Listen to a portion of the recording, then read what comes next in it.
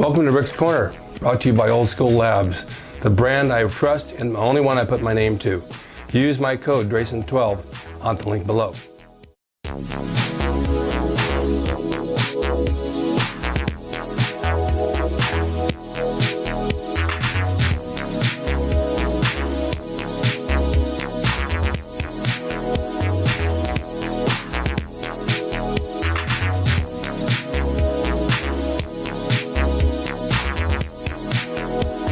Welcome to Rick's Corner. The man, the myth, the legend. Now on with the show. Well, it's another rainy day. It's another day confined to the house. I feel like I'm on house arrest. You can't go outside anywhere, although I do sneak out a little bit in my car just to take a drive to get some fresh air rather than the house air. But I've had people write into me and they want me to talk about certain things, and so I said, okay, I can come up with something like that. Some of the things they want to know about the days in Gold's Gym in the 70s are the characters and the people that I trained with, and the superstar bodybuilders and all that, because they were an interesting group of people. And at that time, I took it for granted because that's just the way life was. I had no idea, and I don't think anybody had idea how big bodybuilding was going to be. It just blew up. And the reason for it blowing up is that Joe Weider would come in the gym and he'd take pictures of everybody for his Muscle Development magazine, or Bodybuilder magazine. He had several magazines, and he would put them out worldwide. Well, you put a magazine out like that worldwide, and you see everybody training at a certain particular location, that becomes the location of interest. Gold's Gym was the mecca of bodybuilding. That most people don't realize. It was a cinder block building. Oh, I don't think it was more than a couple thousand square feet, if that, maybe a little bit more. And it had all the equipment that Joe had made, which was phenomenal equipment that fits your groove just like you want it to when you work out. I mean, you want to feel the curls, you want to feel the triceps, you want to feel the bench press, you want the bench to be right, the bars to be right. Then it all figures in to what you do, because there's nothing worse than working out on an odd machine that does not feel good to you, because you're going to get nothing out of it. Well, he would measure and he'd make them, and then he'd have you try them out, and if you didn't like them, you want something different, he'd revamp the machine a little bit and make it to your liking. But to be in the gym, I mean, the guys like, well, first of all, Arnold was number one. We all know that. And he was just a fun guy. He's just a good guy. We laughed and cracked a lot of jokes, and Frank was just like that, except Frank English wasn't that great, so he would kind of sputter over his words. But boy, was he strong. That guy was strong. He would outlive anybody in the gym. It's a big deal to him to be stronger, better than anybody. And on top of that, he was like a really nice guy. Just sweetheart of a guy. Do anything for you. Ken Waller was another guy that was like really strong. Boy, that he had amazing strength, and Ken was a good guy. He was kind of a tough guy, and he would get in fights as he kind of grew up a little bit. But on the other side of him, he had a heart of gold. He'd do anything for you. Then we had Roger Callard, who still looks good today. He's always kept in shape. He always looks good. He's a good-looking guy, and he's another nice person that I've kept in touch with all these years. And I want to get him to do a Skype on my show, but he's out in the country and we can't get any feed coming out there on a computer, but I'm working on it. Albert Beckles, as you know, I'm still friends with him. He's 87, I don't even know for sure now. He still hits the gym and works out. Not like he used to. He had a very serious back surgery, but for what he does, man, I don't know anybody that could do that. That's just the way he is. Jerry Branham, still trains. He was the genius when it came to supplements. He knew what to mix with what and how it worked, and he opened his own supplement company. And very, very smart guy. If you need anything answered, this guy has the answers. Let's see, Mike Katz came out and trained during the parts of the year, and he used to go to the beach with us, and I told him he looked like Frankenstein. He'd sit up on the beach, and I said, the girl's going by. I said, all you need is a couple of bolts in your neck, and you'll look like Frankenstein. Another super guy, though, just really nice.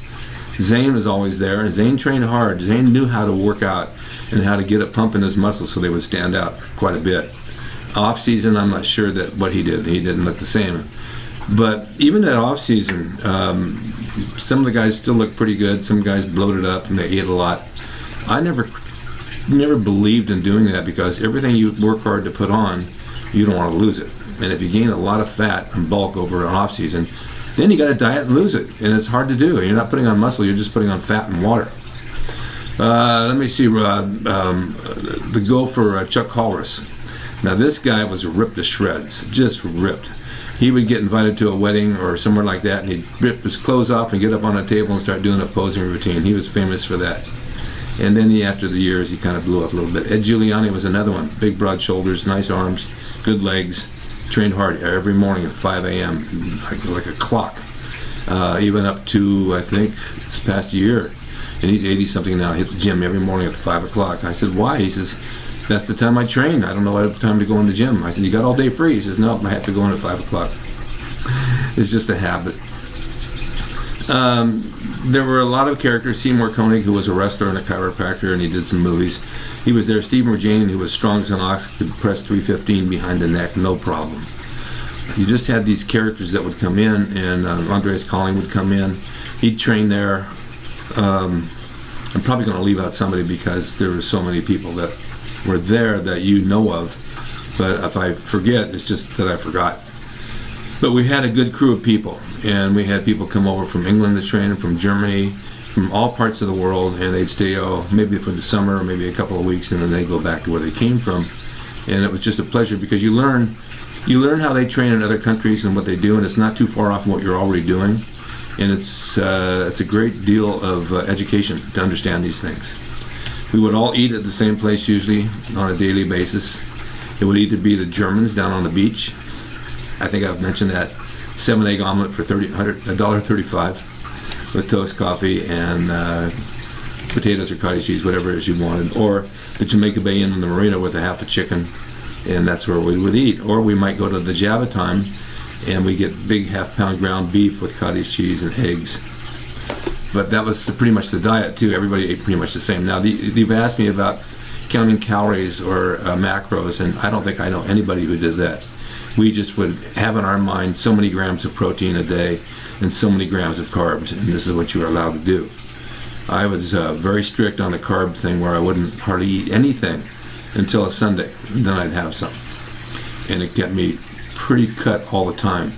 The beach was across the street, so we'd all take a run, then we'd come back and lay in the sand and just hang out together. And then on Sundays we do that, and someone would bring down homemade ice cream and give it to everybody, which was delicious.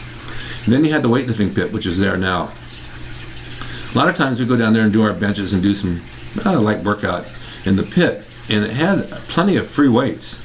It's like a bullpen, but the membership was only $3 a year. So those people who couldn't afford to come to the gym would go down to the weight pit. They'd work out down there, and you'd be training in the sun.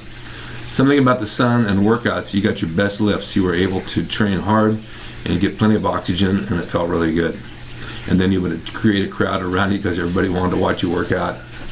But that was a lifestyle that it was a lot of fun. I mean, you're not going to see that today. It's completely different today. Everything's changed in time, and that's what happens in time. Things move forward and they change and they grow, and this is what we have to accept and become part of.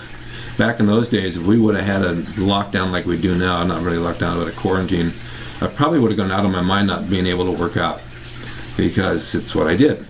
And now when this stuff comes up, I just say, okay, I'll just stay home and I'll work out here with some stuff that I have. I don't have a lot, but I have enough to get some exercise, and I figure by the time this is over with, which shouldn't be too long, I'll go back to the gym. The good side of that is your body gets a rest. It needs some rest sometimes. I'm not saying 2 or 3 months, that's almost too much, and then you get lazy. But you do need a rest to recover from hitting the gym every day. And then when you finally go back, like as soon as this thing blows over and you go back, you'll go back with a different attitude, and you'll want to train hard, and you'll get a terrific pump because you've been off so long. So if you want to look on the good side, that's the good side. You're not going to fall apart. You've got muscle memory, and it's going to come back to you the way you want it. I think that you need to eat like you normally do, and don't go crazy on the calories and carbs. And that way you can keep your weight to a minimum. And you know, it's not all about gaining weight. Even back in those days we talked about, what's your weight, what's your weight, what's your weight, how much do you bench? It's not really important. I mean, it's not important how much you bench or what your body weight is, it's how you looked. When I came here in 1969, I competed in Mr. San Pedro in some contests, and I was in really good shape. I was 213 pounds. If I weigh myself today, and I haven't in a while, I think I'm around 215, under 220. I got as high as 239, but I thought that was too heavy. So being off like this and having the problem with my leg that I had, my weight had dropped. And do I care? No. I don't need to impress anybody. Been there, done that, made my name, have the videos, have the pictures to prove it, and that's what it's all about. But I do have knowledge, and that I pass that on my YouTube channel.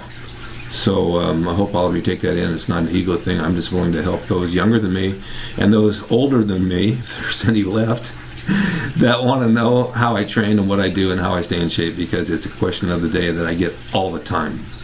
I think the whole key is consistency. If you can be consistent in some sort of training and your diet, you're going to be fine. And I just think that's something you got to adhere to, and don't get depressed. Don't get down because we have to stay home right now. There's plenty of hobbies and things you can do at home with weights and push-ups and squats and all kinds of stuff if that's what you want to do. This is a perfect opportunity for some of you like myself to go out in your garage and go through everything and clean it out. I've been putting it off for a year. I have things out there from the 70s that I've collected in bodybuilding, and photos and trophies and all kinds of stuff that I want to pull out and then take pictures of and run them on my show. So I've just got to get my butt up and do it. But right now it's raining, so I'm not going to do it right now. But there's things you can find to do. So I just want to tell all you all, there's light at the end of the tunnel, and this is going to all go over, and you're going to be happy one day, and you're going to be back in the gym. And just keep that good, positive attitude, because that's the only way to think. If you don't have it, that's no way to think. You want to think that things are going to be good, and they will be. If you have any other questions of things you want to know that we did back in that day and what curious about, just give me a note on YouTube or Facebook, and I'll try to answer them for you in a video. Make sure that you have a time. You go to my website, rickdrasin.com, and take a look at the drawing that I'm doing. I'm getting a lot of orders for these drawings to hang in their gyms and at home because people are home and they want something to look at. So it's on there, and I have a clothing line for IHEART.com, which are bodybuilding shirts and pants and tank tops and some of the old designs I used to do. Well, I just thought I would tell you. I thought you might enjoy that. And I think I'm going to make some popcorn because it sounds good right now on a rainy day. Thanks for listening and watching, and I hope you took some of it in, and I'll see you next time. Hope you enjoyed the video brought to you by Old School Labs. Use my discount code DRASIN12 on the link below at oldschoollabs.com. Hey everyone, now you can have the Gold's Gym logo drawn by me, the artist Rick Drasin, personalized and made out to you and signed by me to frame and put on your gym wall or wherever you see fit to do so. It's a piece of bodybuilding history. It will never be duplicated again. It's the largest selling icon t-shirt logo in the world, and I'm the guy that drew it, and I will draw it for you. Just go to my website, rickdrasin.com, and order there. You can pay through PayPal, and it'll be sent out right away. And be sure to watch Rick's Corner for all the videos on bodybuilding, nutrition, fitness, pro wrestling, and anything that suits your interest as far as getting physically fit and being the best you can be from the golden era of bodybuilding.